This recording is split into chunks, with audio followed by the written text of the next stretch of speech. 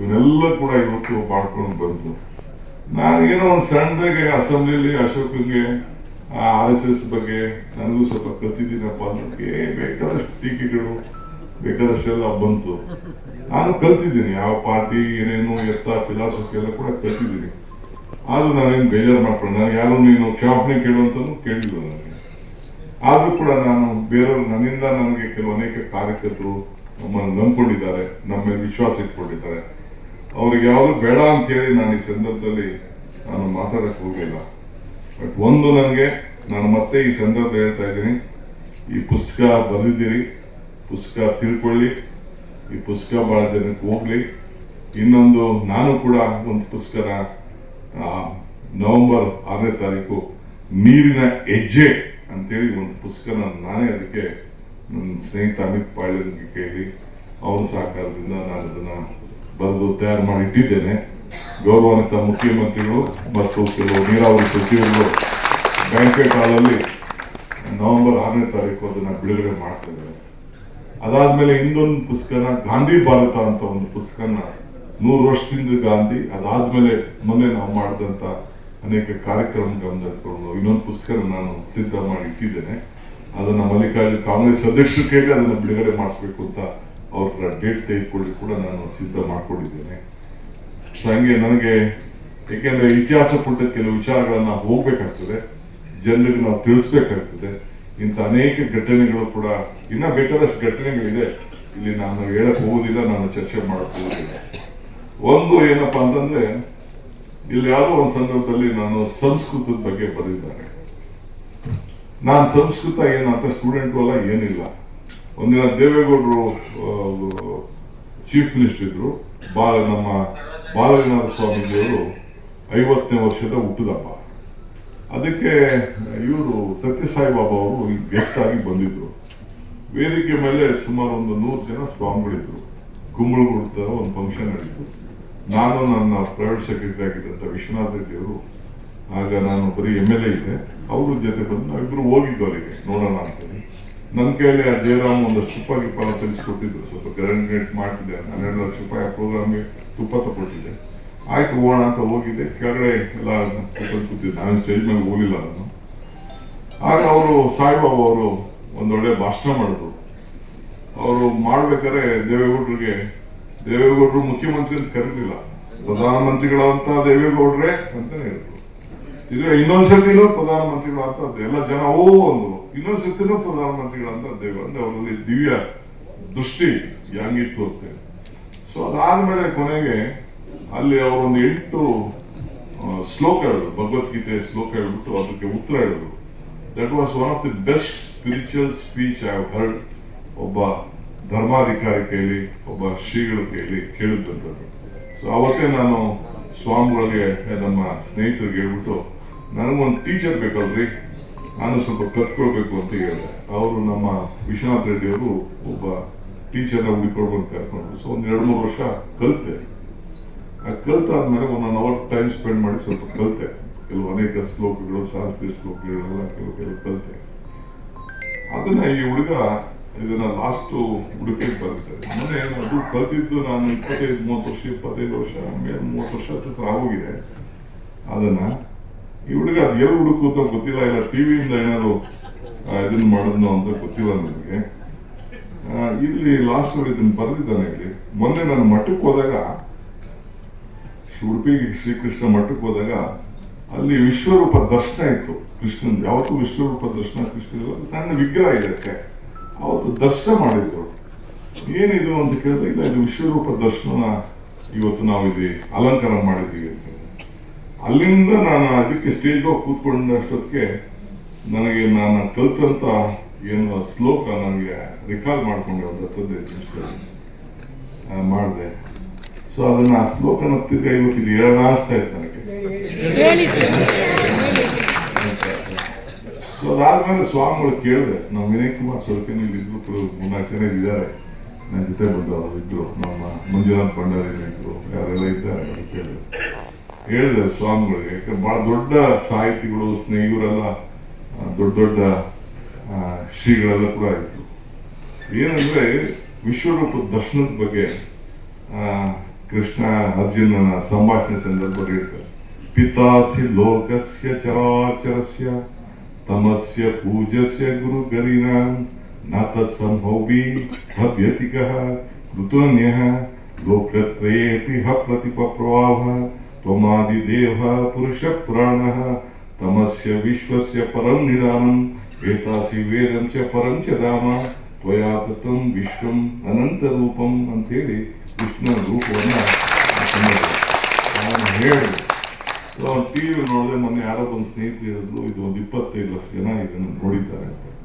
ಯಾಕೆ ಹೇಳ್ತಾ ಇದ್ದೀನಿ ಅಂತಂದ್ರೆ, ನಿಮ್ಗೆ ಯಾಕೆ ಈ ಮಾತು ಹೇಳ್ತಾ ಇದ್ದೀನಿ ಅಂದ್ರೆ, ಎಜುಕೇಶನ್, ವಿದ್ಯೆ, ಈ ಪುಸ್ತಕ ಇದನ್ನ ಎಂಡಿಲ್ಲ, ಇದಕ್ಕೆ ವಯಸ್ಸಿಲ್ಲ, ಇದನ್ನ ಜ್ಞಾನ ಎಲ್ಲಾದ್ರೂ ಕೂಡ ನಾವು ಬಿಡ್ಲಿಕ್ಕೆ ಸಾಧ್ಯ ಇಲ್ಲ.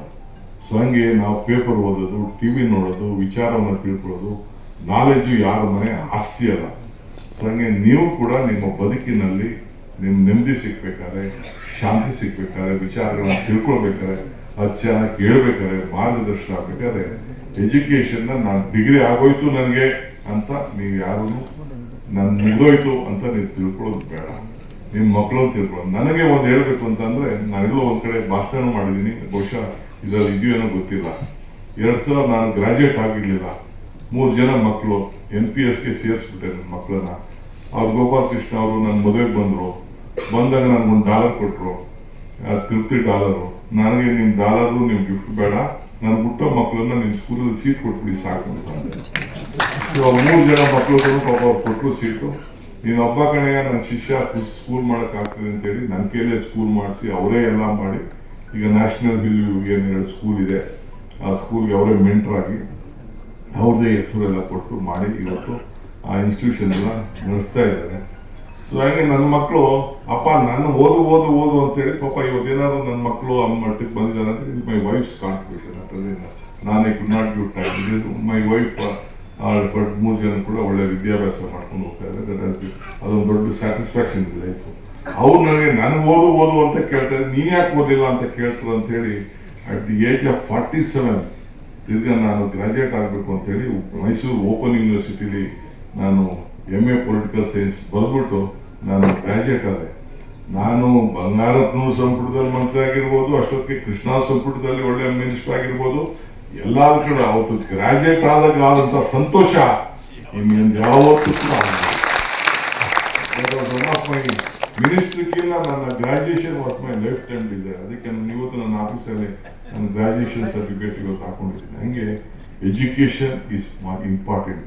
ಎಜುಕೇಶನ್ ಅಲ್ಟಿಮೇಟ್ಲಿ ಇದು ಪುಸ್ತಕ, ಯಾವುದೇ ಪುಸ್ತಕ ಆಗಿರಲಿ, ಯಾವುದೇ ಪೇಪರ್ ಆಗಲಿ ಬಹಳ ಶ್ರಮ ಪಟ್ಟು ಬರೀತಾರೆ, ಒಂದು ತಪ್ಪು ಕೂಡ ಮಾಡೋಕ್ಕಾಗಲ್ಲ.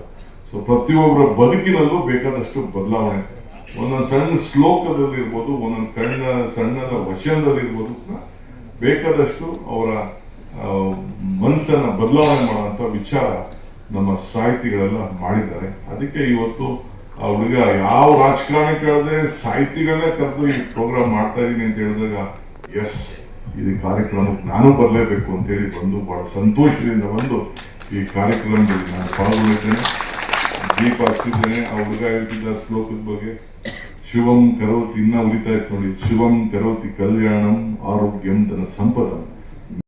ಅವ್ರಿಗೊಂದು ರೀತಿಯಾದಂತ ಅಚಲ ಮನೋಭಾವ ಇದೆಯಲ್ಲ, ಆ ಮನೋಭಾವದ ಹಲವಾರು ಚಹರೆಗಳು ಈ ಪುಸ್ತಕದಲ್ಲಿ ಬಹಳ ಸ್ಪಷ್ಟವಾಗಿ ಬಂದಿದ್ದಾರೆ. ನಿಮ್ಗೆ ಒಂದೇ ಒಂದು ಉದಾಹರಣೆ, ಒಂದು 4-5 ವರ್ಷದ ಹಿಂದೆ ಈ 17 ಜನ ಕಾಂಗ್ರೆಸ್ ಶಾಸಕರನ್ನ ಮುಂಬೈ ಕರ್ಕೊಂಡೋದಾಗ ಬಹುಶಃ ಆಗ ಮುಖ್ಯಮಂತ್ರಿಗಳಾಗಿದ್ದಂತ ಕುಮಾರಸ್ವಾಮಿ ಅವರು ಆ ಬಗ್ಗೆ ತಲೆ ಕೆಡಿಸ್ಕೊಂಡಿದ್ರು ಗೊತ್ತಿಲ್ಲ. ಆದ್ರೆ DK ಶಿವಕುಮಾರ್ ಅವರು ಮುಖ್ಯಮಂತ್ರಿಗಳನ್ನ ಉಳಿಸಬೇಕು, ಕಾಂಗ್ರೆಸ್ ಸರ್ಕಾರವನ್ನ JDS ಇವೆರಡು ಒಟ್ಟಿಗೆ ಸೇರಿರುವಂತ ಒಂದು ಸರ್ಕಾರವನ್ನು ಉಳಿಸಬೇಕು ಮತ್ತು ಕೋಮುವಾದಿಗಳು ಅಧಿಕಾರಕ್ಕೆ ಬರಬಾರದು ಅನ್ನುವ ಬಹಳ ಒಂದು ದೊಡ್ಡ ಉದ್ದೇಶವನ್ನು ಇಟ್ಟುಕೊಂಡು ಮುಂಬೈಗೆ ಹೋಗ್ತಾರೆ. ನಾವೆಲ್ಲ ಟಿವಿಯಲ್ಲಿ ನೋಡ್ತಾ ಇತ್ತು, ಮಳೆ ಸುರಿತಾ ಇತ್ತು, ಅಲ್ಲೆಲ್ಲೋ ರಸ್ತೆಯಲ್ಲಿ ಕೂತಿದ್ರು. ಆಮೇಲೆ ಪೊಲೀಸ್ನವ್ರು ಗಲಾಟೆ ಮಾಡ್ತಾ ಇಲ್ಲ, ನನ್ನ ಫ್ರೆಂಡ್ಸ್ ಇದಾರೆ ಒಳಗಡೆ ಅಂತ ಹೇಳ್ತಾ ಇದ್ರು. ಇಲ್ಲಿ ರಸ್ತೆಯಲ್ಲಿ ಯಾವುದೋ ಒಂದು ಇಡ್ಲಿ ತಗೊಂಬಂದು ಅಲ್ಲಿ ತಿಂತ ಕೂತಿದ್ರು. ಈ ತರದ ಚಿತ್ರ ನಾವೆಲ್ಲ ಕನ್ನಡಿಗರು ನೋಡಿದ್ದೀವಿ. ಈ ರಾಜ್ಯದ ಪ್ರಜೆಗಳು ಅತ್ಯಂತ ಬಡವರು, ಬಡ ಸಮುದಾಯಗಳಿಗೂ ಎಲ್ಲರಿಗೂ, ಮಹಿಳೆಯರು, ಎಲ್ಲ ಜಾತಿ ವರ್ಗ ಇವರೆಲ್ಲರಿಗೂ ಸಮಾನತೆ ಆ ಶಕ್ತಿ ಯೋಜನೆಯನ್ನ, ಗ್ಯಾರಂಟಿ ಯೋಜನೆಯನ್ನು ಕೊಟ್ಟಿದ್ದಾರಲ್ವಾ, ಕೆಲವರು ಅದನ್ನ ಅಣಕ ಮಾಡ್ತಾರೆ. ಇದು ಇದರಿಂದ ಹಂಗಾಗೋಯ್ತು ಹಿಂಗಾಗೋಯ್ತು ಏನೇನ್ ಮಾಡ್ತಾರೆ ಅಂತ ನಾನು ವಿವರಿಸಿ ಹೇಳಕ್ ಹೋಗಲ್ಲ, ಗೊತ್ತು ನಿಮ್ಗೆ. ಒಂದು ತಿಳ್ಕೊಳ್ಳಿ, ಯಾವುದೇ ಲೇಖಕರನ್ನ ಸ್ನೇಹಿತನಾಗಿ ಇಟ್ಕೊಂಡ್ರೆ ಏನು ಅಂತಂದ್ರೆ, ನಿಮ್ಗೆ 10ನೇ ಶತಮಾನದಲ್ಲಿ ಒಬ್ಬ ರಾಜ ಇದ್ದ ಹರಿಕೇಸರಿ ಅಂತೇಳಿ. ಅವನೊಬ್ಬ ಸಾಮಾನ್ಯ ಸಾಮಂತ, ಯಾರಿಗೂ ಗೊತ್ತಿಲ್ಲ. ಅವನು ಪಂಪನನ್ನ ಫ್ರೆಂಡ್ ಮಾಡ್ಕೊಂಬಿಟ್ಟಿದ್ದ. ಪಂಪನಿಗೆ ಅವನಿಗೆ ಎಲ್ಲಾ ಸವಲತ್ತುಗಳನ್ನು ಕೊಡ್ತಾ ಇದ್ದ. ಪಂಪ ಅವನ ಮೇಲೆ ಒಂದು ಕಾವ್ಯ ಬರೀತಾನೆ, ವಿಕ್ರಮಾರ್ಜುನ ವಿಜಯ. ಆ ಸಾಮಾನ್ಯನಾಗಿದ್ದಂಥ ಹರಿಕೇಸರಿಯನ್ನ ಇವತ್ತಿಗೂ ನಮ್ಮ ಕನ್ನಡಿಗರ ಕಣ್ಣೆದುರುಗಡೆ ನಿಲ್ಲಿಸಿರೋದು ಪಂಪನ ಕಾವ್ಯವೇ ಹೊರತು ಹರಿಕೇಸರಿಯ ವ್ಯಕ್ತಿತ್ವ ಅಲ್ಲ. ಇನ್ನೊಂದು ಉದಾಹರಣೆ, ಅತ್ತಿಮಬ್ಬೆ ಅಂತ ಒಬ್ಬ ಸಾಮಾನ್ಯ ಮಹಿಳೆ. ಆ ಮಹಿಳೆ ರನ್ನ ಅಂತ ಇನ್ನೊಬ್ಬ ಕವಿಯ ಆ ಅಜಿತನಾಥ ಪುರಾಣವನ್ನು 1000 ಪ್ರತಿಗಳನ್ನ ಮಾಡಿಸಿ ಹಂಚುತ್ತಾಳೆ. ಅವಳ ಬಗ್ಗೆ ಒಂದು 10 ಪದ್ಯ ಬರೆದಿರ್ತಾನೆ. ಬಿಡಿ ಅರಳೆಯಂತೆ ಹಾಗೆ ಓದಬೇಕು, ಬಹಳ ಚೆನ್ನಾಗಿದೆ. ಆ ಕಾರಣಕ್ಕಾಗಿ ಅವಳ ಪರ್ಸನಾಲಿಟಿ ಇವತ್ತು ಕನ್ನಡಿಗರ ಅತ್ತಿಮಬ್ಬೆ ಅನ್ನುವ ಹೆಸರು ನಮಗೆ ಕೇಳಿ ಬರ್ತಾ ಇದೆ. ಆಮೇಲೆ ಅಷ್ಟೇ ಅಲ್ಲ, ಕರ್ನಾಟಕದ ರಾಜಕಾರಣದೊಳಗೆ ನೀವು ಗಮನಿಸಿ, ಗೋಪಾಲ್ ಗೌಡ್ರಿಗೆ ತುಂಬಾ, ಶಾಂತವೇರಿ ಗೋಪಾಲ್ ಗೌಡ್ರಿಗೆ ತುಂಬಾ ಜನ ಲೇಖಕರ ಸ್ನೇಹ ವಲಯ ಇತ್ತು. ಅಡಿಗರು ಸ್ನೇಹಿತರಾಗಿದ್ರು, ಲಂಕೇಶ್ ಆಗಿದ್ರು, ಅನಂತಮೂರ್ತಿ ಆಗಿದ್ರು. ಇವರು ಎಲ್ಲರೂ ಗೋಪಾಲ್ ಗೌಡ್ರ ಬಗ್ಗೆ ಬರೆದವ್ರೆ. ಅಡಿಗರು ಎಷ್ಟು ಚೆನ್ನಾಗಿರೋ ಪದ್ಯ ಬರೀತಾರೆ ಅಂದ್ರೆ, ಶಾಂತವೇರಿಯ ಅಶಾಂತ ಸಂತ ಅಂತ ಹೇಳ್ತಾರೆ. ಲಂಕೇಶ್ ನಮ್ಮ ಗೋಪಾಲ ಅನ್ನುವಂಥ ಒಂದು ಪದ್ಯವನ್ನು ಬರೀತಾರೆ. ಅನಂತಮೂರ್ತಿ ಒಂದು ಸಿನಿಮಾ ಆಗುತ್ತೆ, ಅದು ಆಮೇಲೆ ಅದು ಕಾದಂಬರಿಯನ್ನೇ, ಅವರ ಅವಸ್ಥೆ ಅನ್ನುವಂಥ ಒಂದು ಕಾದಂಬರಿಯನ್ನೇ ಗೋಪಾಲ್ ಗೌಡ್ರ ಬಗ್ಗೆ ಬರೀತಾರೆ. ಅಷ್ಟರ ಮಟ್ಟಿಗೆ ಏನಾದರೂ ಗೋಪಾಲ್ ಗೌಡ್ರು ಈ ಹೊತ್ತಿಗೂ ನಮ್ಮ ಮನಸ್ಸಿನಲ್ಲಿ ಚಿರಂಜೀವಿಯಾಗಿದ್ದಾರೆ, ಚಿರಸ್ಥಾಯಿಯಾಗಿದ್ದಾರೆ ಅಂದ್ರೆ ಈ ಲೇಖಕರು ಬರೆದಿರುವಂತ